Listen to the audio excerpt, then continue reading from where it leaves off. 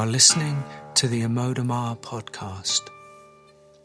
In this series, Amoda explores her essential teaching through conversation and excerpts from interviews and events. To find out more about events and to sign up for her newsletter, go to www.amodamaa.com. Please subscribe, comment and share if this podcast moves you. And if you feel called to donate, please go to the website. Thanks for listening, and we hope you enjoy. Okay, greetings everyone. Welcome back to another of Amoda Maa podcasts. My name is Kavi, as hopefully some of you know, and I'm going to be talking with Amoda Maa today about the personality and awakening, pretty much. The title of today's podcast is likely to be, Do I Need to Be Ready to Awaken? Amoda. Yes, Kavi. Welcome. Thank you. Okay, so we've just been doing, we're coming to the tail end of the 5-week course on the embodiment of enlightenment. And today's kind of exploration was quite juicy for people, I think, in that not only did it unpack some of the the myths, as we've been doing this whole journey of awakening, but it also drilled down, if that's the correct word, or explored or opened up the whole idea of the personality. What happens to it? Is there a need or a what is it?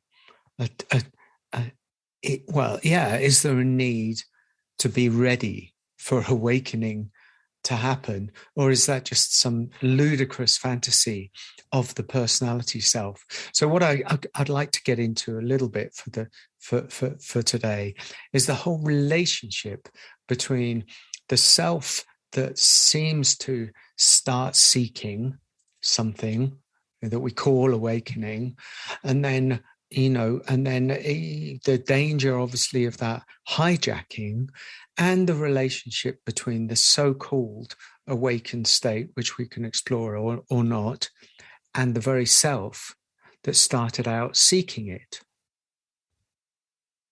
I think there's a little bit to unpack here, and I hope you'll help me in trying to at least find out what the questions are. And then there's the whole thing, of course, about being prepared. Do I need to be ready? Etc., etc. Can you run with that for a little bit? Yeah, this idea of readiness. And this idea of more readiness, of course.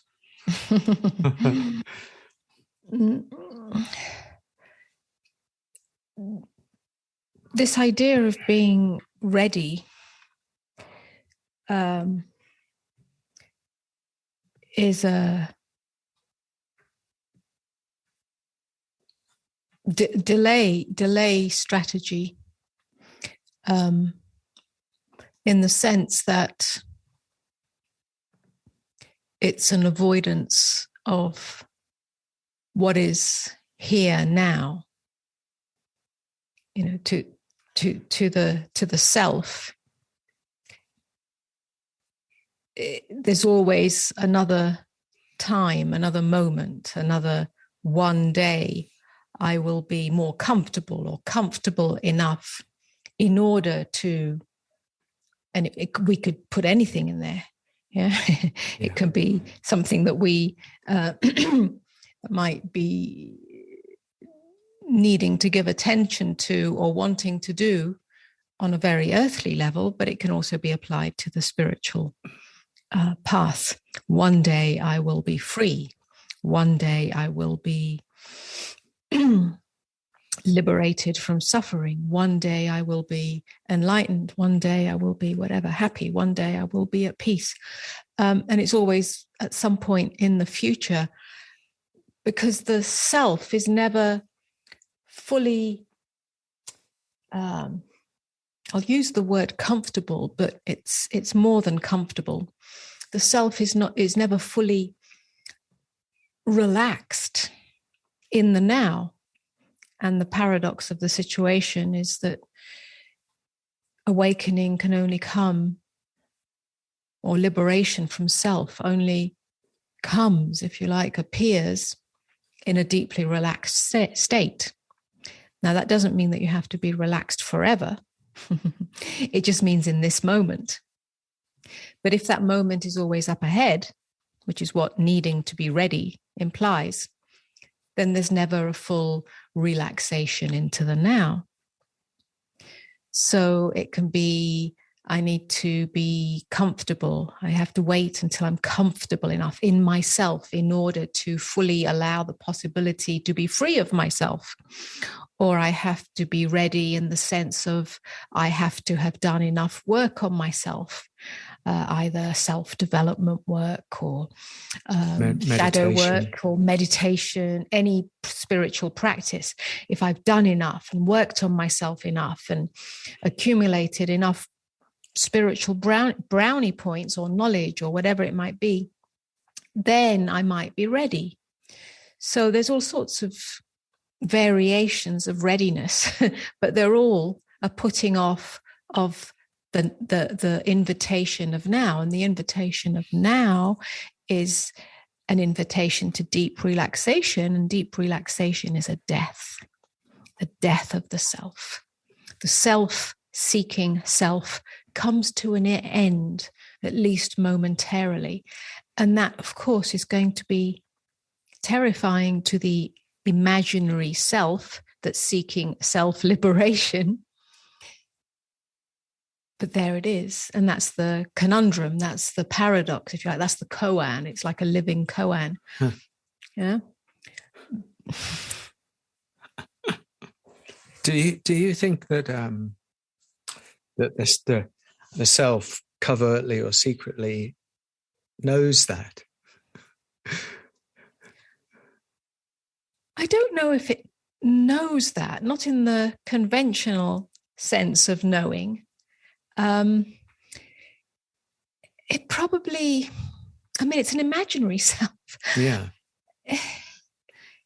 In order for anything to remain existent, even an imaginary construct, constructs exist. Just because they're invisible doesn't mean they don't exist. They exist as a construct.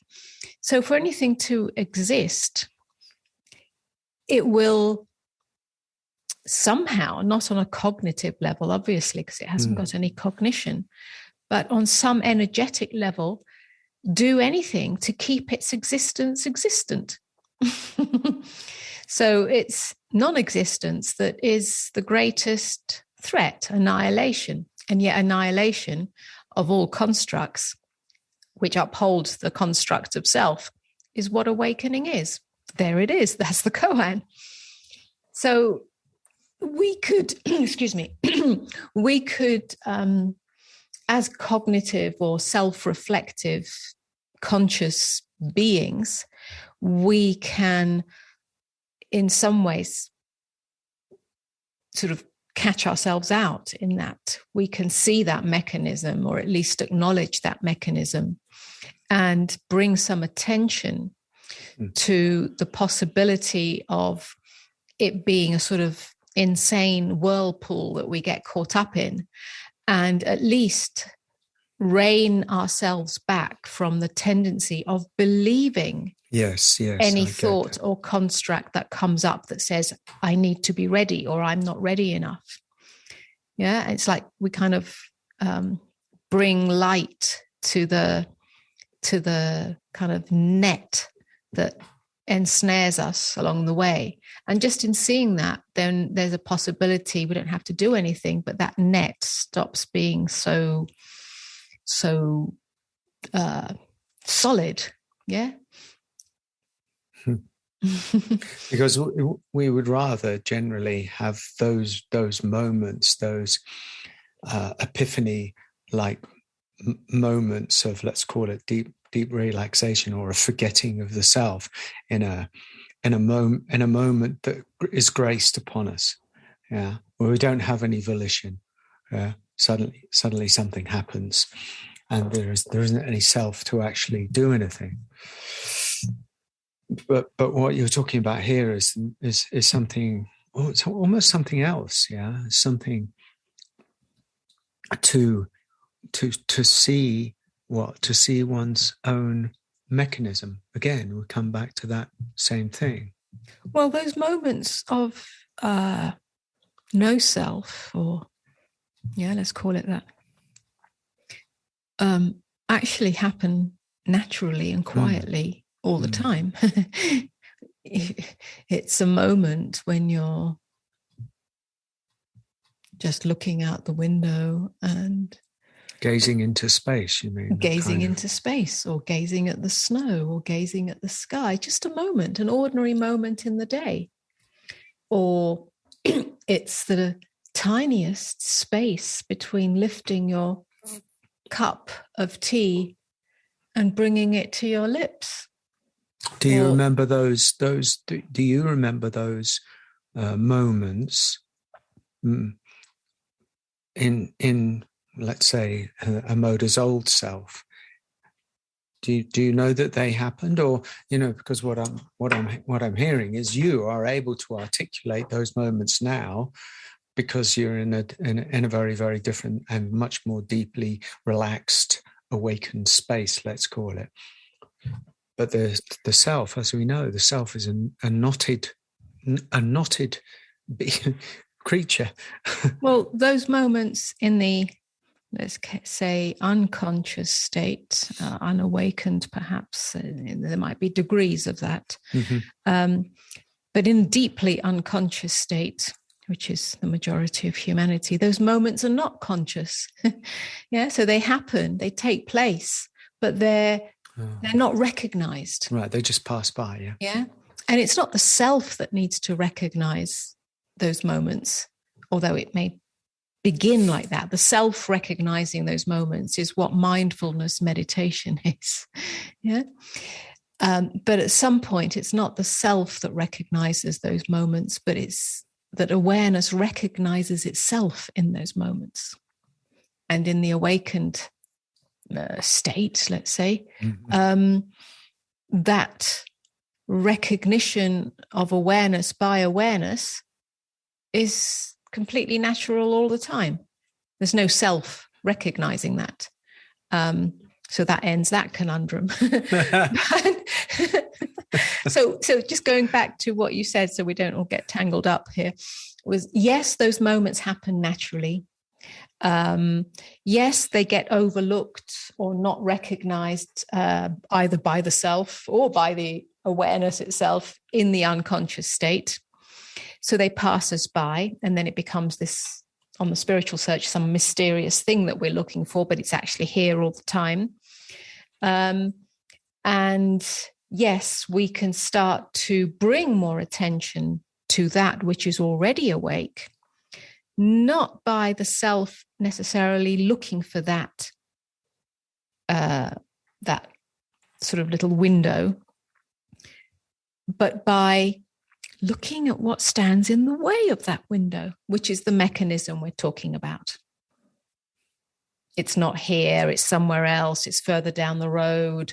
When I found the right teacher, when I found the right meditation practice. So it's like drawing it right back to now. Can we recognize it now? And can we recognize the mechanism of mind that says, I'm not ready? Right. Wow. Which kind of clouds it over. So it's kind of a two-pronged approach. Right.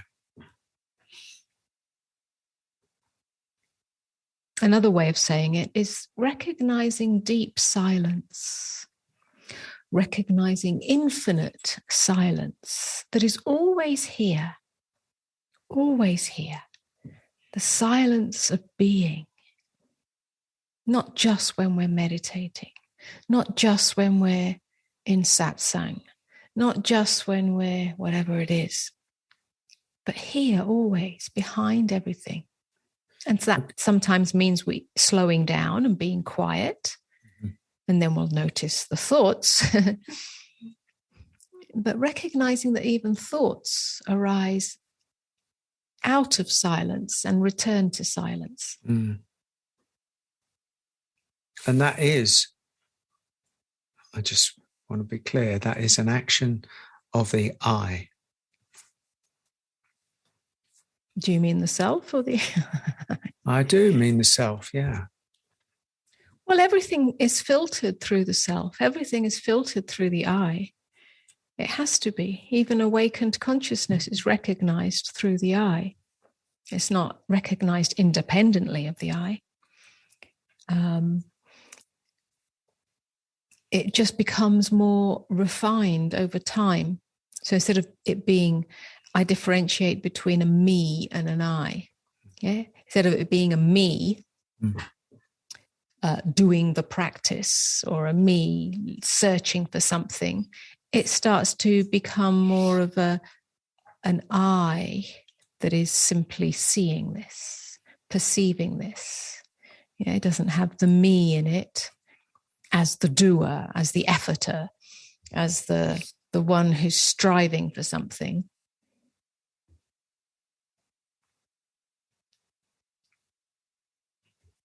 So, and how this silence, yeah, this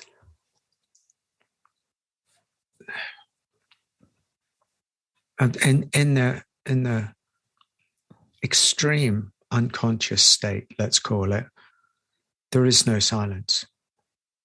There doesn't seem to be any silence. It's very noisy, like the waves, buffeting, clattering, plunging, you know. How when, particularly when we're so trained away from this silence, because this is not just a silence which is the absence of noise that you're talking about. It has another quality to it. It's the silence of being. Which in the unconscious state, it's not that beingness isn't here. Uh-huh. It's just not recognized. Right. It's the same thing. It's the same thing the other way around. Everything is already here. The emptiness is Hold on. here. Everything is already here. Yes. This is an easy and glib statement to throw around in the spiritual world, but it actually is. That's a serious statement that you've made. Yeah. Yes. Because you know a lot of people on the spiritual path, not necessarily the people who are listening, but a lot of people don't think of it, or don't imagine it, or don't know it to be that. So there is still a shopping basket acquisition. You're going to the spiritual supermarket, and I'm going to get that, and that's the beingness, yeah, or another, other qualities. So it's all here. It's already here. Beingness, freedom, love, presence, fulfillment, everything that the self desires and everything that the soul desires. Yeah? The self also desires those qualities at some point. Yeah? But the self looks for them in the world. The self looks for them in the future. It's always something that needs to be acquired, whether that's acquired in terms of a physical thing, a possession, or a relationship, or acquired as a quality that you cultivate, or that you get from your spiritual practice. Yeah, it's always an acquisition, and an acquisition is always somewhere in the future. Might not be a long future away, a short future away. It doesn't matter. The next moment is the future. It's still something that you're trying to get to. If I meditate deeply enough in this moment, then I'll get that quality of peace.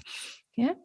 So, and so in that sense, sorry to interrupt again, and so in that sense, on a certain level, the past is a hindrance to the getting of those things in the future, because it's all on the same trajectory. Well, the idea of a past is there is no past and there is no future. There is only now, which is why I say it's already here. Everything exists in the now. Yeah? There isn't anything else but now. Everything else, the idea of past and the idea of future, are imagined in the now. A memory exists now. A memory about what happened, a retelling of a story of what happened, is happening now. What happened isn't happening now. It can't be. But the retelling of it is happening now. And that's all there is. It's kind of really simple, really. But when we really realize that, then everything is here now, including beingness, including freedom. Freedom is freedom from the problem of self that is looking for something in the next moment or somewhere up ahead. The imagined self is hardwired. I'm not sure.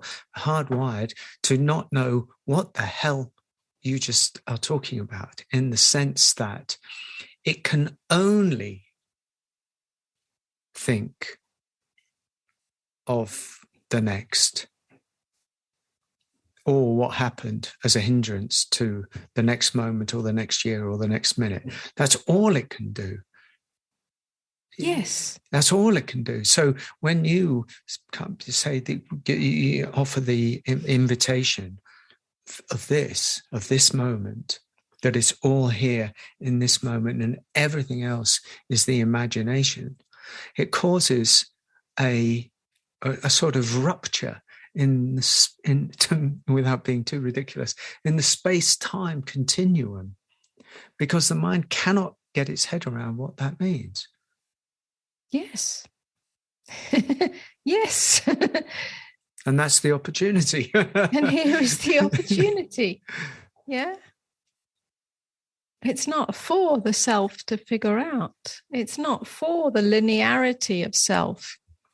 Wow, the linearity of self. Yes, to figure out. It's really simple and it's really direct, but incredibly complex to the imaginary self.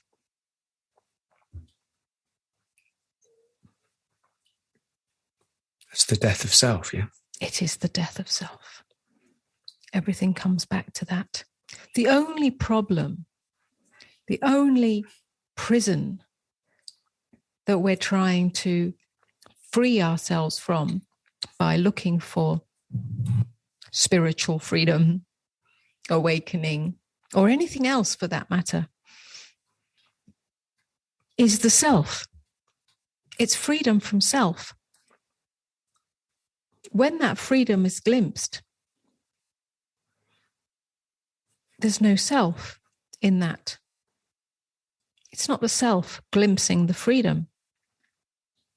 It's almost like the glimpse simply is. There's no self. Now the self may come back and go, aha, I had a glimpse. Yes, we've seen this. We've seen this. That's simply an indication that the self is still having an experience. Nothing wrong with that. That can happen. But the end of self is the only freedom there is. Now, that doesn't mean that your body doesn't continue functioning, and that doesn't mean that your mind doesn't continue functioning. It doesn't mean that you don't have a psychological self and in other words, a psyche. Yeah. You don't stop having memories or feelings or experiences or sensations or perceptions. That's all part of the psychology of being a human being, and the physiology. Yeah, psychology and physiology go together. You have an endocrine system and a biochemical system and whatever other systems you've got. And so you feel and experience and sense. So you function. So you continue functioning. So when we say there's no self, it's the end of self. It's not the end of your functioning, physical functioning. It's just that the self that refers back to itself within every experience constantly, either positively or negatively, or drawing on the past, looking to the future, that comes to an end. So then what functions intelligently, functions in harmony with that intelligence, functions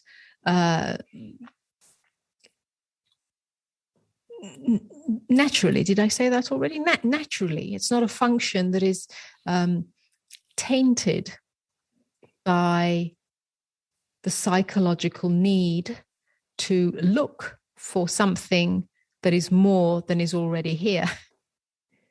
More happiness or more love or freedom. So as a recognition, I hear there's a complete shift of location. Mm-hmm. And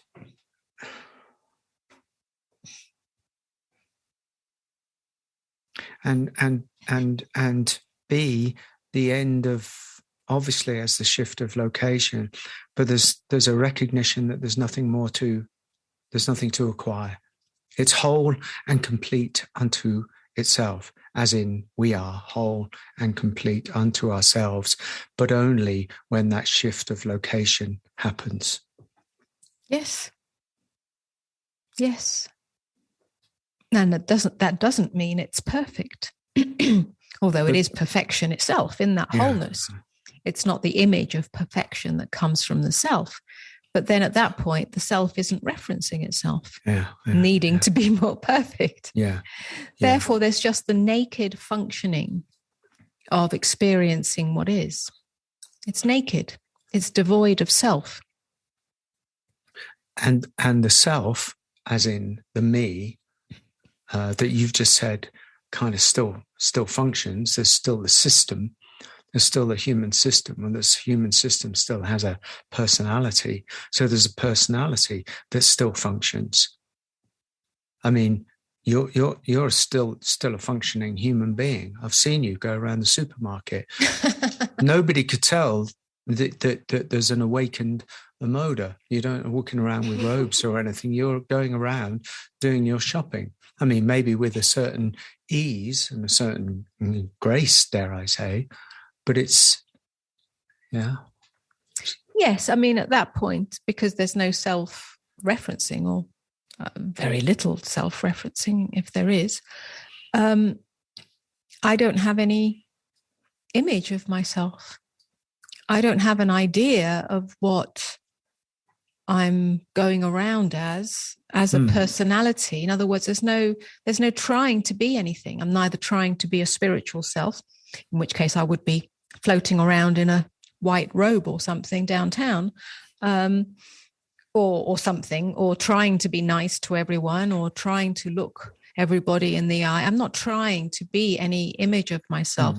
Neither am I trying to, anything. I mean, any aspect of personality. I'm neither trying to be gregarious or trying to be demure. Nothing. I'm unconcerned. So my experience is one of emptiness. I experience a transparency of human form as I go about. In other words, there's just doing happening by itself. Yeah, there's picking up of this item or that item according to whatever is needed to nourish this body, to nourish your body or the dog's body. The dog's body. The dog's body. Yeah, we feed our dog, so we have to get some food for him. So there's a kind of natural functioning, but my experience is not one of personality or personhood. I just feel like there's a whole big emptiness, and Whole Foods is arising inside of me. and saying, oh, what about this? How about this? This is right for you. Here you are. Yeah. And it sort of has a grace to it in that way. Yes. So, of course, there's a functioning body and a mind that does the shopping. But my experience of that is one of emptiness, if you like, or space, or lightness. And that's or naturalness. Naturalness, very much in yeah. naturalness. It's the same in any social situation. Now, you say I still have a personality. I'm sure I have. I don't have much, like I say, much awareness of it, much focus on it. I don't know what I come across as, whether it's, I have no idea. I just experience a lightness of being. Yeah. Yes, there we are. Yeah. Well, I mean that arose because of the just the further unpacking, really, of this whole self. The self and the awakenedness and the relationship therein, to try and unpack and demyth a little bit the idea, because I still, as we're talking, I still have these images that I remember, of the awakened ones, gurus, and mainly gurus who inhabit with such a totality the enlightened space. Yeah, and that pointing to the absolute. And as far as all the devotees and everybody who attends the meetings or whatever they are, satsangs or anything like that, these people are extraordinarily devoid of any personality whatsoever, and they're just sitting there and their needs are taken care of, and nobody knows whether they eat, nobody knows whether they poop, or whether they have any ordinary bodily functions. And this is a kind of a perennial idea that they just there sitting, bathing in the absoluteness of things. And and unfortunately that's a bit of a setup, I see, because then if and when certain horrors befall that community because of the shadow of the guru, who actually still did have a human personality, a human side, that it comes as a shock to everybody. And that to me, that's crumbling into the dust, that idea. Yes, I think that I think we've all, most of us, been brought up, if you like, in that culture of the guru, emanating sort of light and wisdom and so on, without really any humanity to that. And in some ways that's appropriate. I mean, you're not going to get on a stage or sit in satsang eating your fish and chips or something.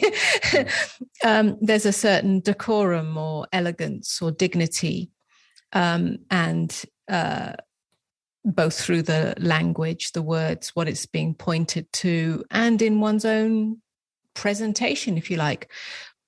But the problem is, as you said, was that people come to see that as an image and an expectation, and then it becomes, the guru becomes that. And actually there's a subtle identification with that. So then, subtly or not so subtly, there is a human dimension to it behind the scenes. And the behind the scenes is kept very hidden.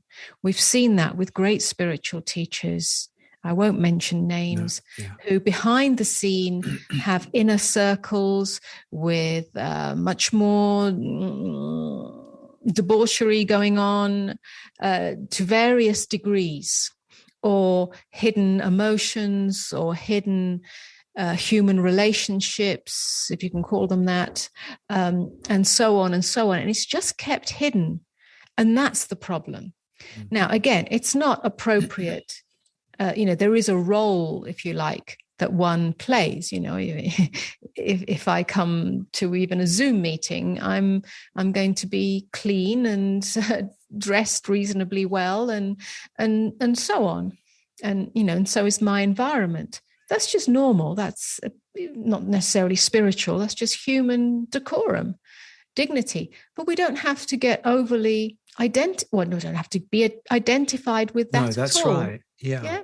Which is why perhaps we're not afraid to have our dog in the background or to interact as husband and wife, and whether that's in a live setting or an online setting. And I think that needs to break down for the sake of individuals participating in those gatherings, but also for the sake of the so-called or actual enlightened one, because it's a great burden to bear to have to be the guru and to always be in that role, because there is a human life. We do have husbands, wives, dogs. We don't have children, but some teachers do. And so that has to be included in the decorum, in the dignity. Yeah. And I think that is breaking down to some degree. And those teachers perhaps who don't and still want to play the guru role, I think that gets pretty much challenged in this modern culture. Now, I don't mean necessarily by individuals, although it can be, but just by life itself. You just can't bear that amount of trying to uphold an image and be real, be true, be authentic. Yeah, I think, it's a valid inquiry, what we're actually talking about, because on one hand, it brings the guru idea and the projection and all the mystery that goes around with it back down to earth. It also reminds people and shows people and tells people and reminds people, what is integral within our, this work that we do, which is it is available for each person right here, right now. Yeah. Yes. Damn the myths that go, it's up ahead somewhere. It's up ahead somewhere. It's not up ahead somewhere. It's here. It's now. Every human's birthright. Exactly. Yeah. And just the other thing, and perhaps we've touched on this before, I don't remember, but we are in a different era of, a different historical era and a different cultural environment than, for instance, somebody who's awakened and become the teacher, the guru, in Asia at a different time. Because that culture is the self, the separate self is less solid than in the West. So it's very much a group or community experience. And on a sort of archetypal level, the guru or the teacher takes up that role. Yes. And is just that. And those around him or her take up other roles, the caretakers or the, I don't know, whatever it might be. And so that's why you have that structure. Yeah. So somebody is the caretaker, somebody is the one who feeds, the other one is the one who does the administration, the other one is the one who builds the ashram, and so on and so on. So it's like the whole, the one is represented by the many parts, or the whole is represented by the many parts. But in the West, we have a different, in the West, and also in general, humanity has evolved on that psychological level, in that all those archetypes are within each of us now. Each of us is the guru. Each of us, or the wise one. Each of us is the caretaker. Each of us is the mother. Each of us is the one who feeds. Yeah. And so that being taken care of is not really appropriate unless it happens very naturally. Yeah, of course, teams grow, volunteers or not volunteers, but, organizations grow. And that is a team effort, but it's not quite so cut and dried anymore. It's just not appropriate. Yeah, so I hear a lot in that, because one is I hear that the guru is within, which is always worthy of remembering in this. But also, the what you're referring to in Asia, maybe, some time ago, but still relevant, is that the self, it was easier for the self to kind of surrender into the whole, into the collective, because there was a functioning, almost tribal, quality to it. And we come over to the West. Wow, there's no tribal quality here, man. It's every man jack for themselves. And that has a very different, so we have to, given that everything is rolling along in its way, there's nothing inherently wrong with that. But we do have to get down to the brass tacks, down into see that the mechanism of self, that's what we talk about a lot, right? The mechanism of selfing, because actually that in itself, seeing that mechanism is the doorway to the deeper truth, Rather than that, let's say the Asian model, if one could. Yeah, I mean, it's more down to earth now, and I think that's where awakening is coming into humanity. Wherever we are, whoever we are, that freedom is available, and that freedom is also very ordinary. Some may become the so-called spiritual teacher because they have something to impart that is of value in that role. Maybe they have the ability to express it very accurately. Maybe they have the ability to work with people, to guide them and support them on that journey, and so on. But not everyone does, and it'll come through in different ways. But we each have to feed ourselves. We each have to have a roof over our heads.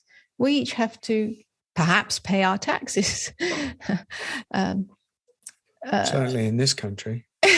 Yeah, and I say that because I didn't for many years because there was no need to. So I'm very aware of that now. But we each have to take care of the mind-body vehicle that is functioning here, and to expect somebody else to do that for us is not appropriate. And so awakening needs to filter into every aspect of our lives so that there is a fullness or fulfillment in all of it, and not an avoidance that keeps us identified with just one role. Yeah, we can be a mother, we can be a dog walker, we can be a spiritual teacher, we can be a writer, whatever it might be, whatever is expressing itself is beautiful, is part of it. Nothing is avoided, nothing is denied. But to try to be something like a spiritual teacher or a guru and have that old setup of being taken care of and not getting your hands dirty in the real world is just not helpful anymore. It's not helpful as a, if you like, role model.